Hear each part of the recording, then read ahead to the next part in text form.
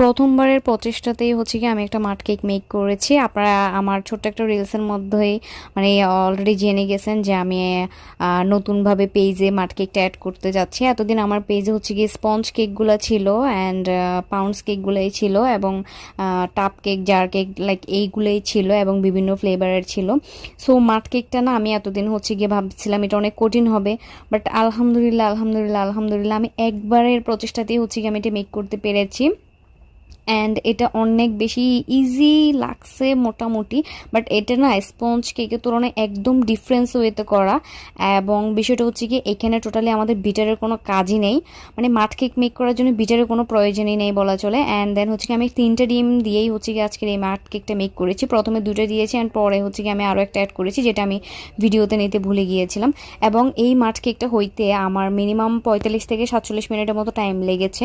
And then হচ্ছে গিয়ে আমার এই কেকটা আমি এতটুকু ফুলবে আমি এটা কল্পনাও করি না। আপনারা অবশ্যই আগে দেখেছেন ব্যাটারটা আমি কতটুকু দিয়েছি অ্যান্ড হচ্ছে গিয়ে দেন ফুলে কতটুকু হয়েছে।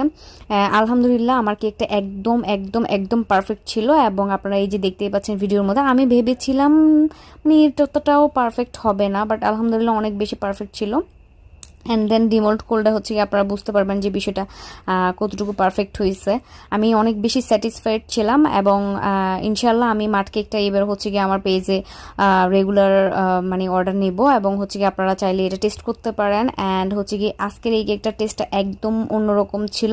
আমি আমার হাজব্যান্ডকে দিয়ে ট্রাই করিয়েছি, ও বলেছে যে কেকটা বেস্ট ছিল এবং মানে ফার্স্ট টাইম হিসেবে বেস্ট হয়েছে, মানে এতটুকু বলা যায় আর কি। যাই হোক, আপনারা টেস্ট করলে অবশ্যই আপনারাও বুঝতে পারবেন। সো টেস্ট করার জন্য তো অবশ্যই অর্ডার করতে হবে, সুতরাং দেরি না করে এক্ষুনি অর্ডার করে ফেলবেন জেএস কেক কর্নারে। যারা আমার শুভাকাঙ্ক্ষী আছেন তারা অবশ্যই আমার পাশে থাকবেন এবং আমার জন্য দোয়া করবেন। সবাই ভালো থাকবেন, সুস্থ থাকবেন। আল্লাহ হাফেজ।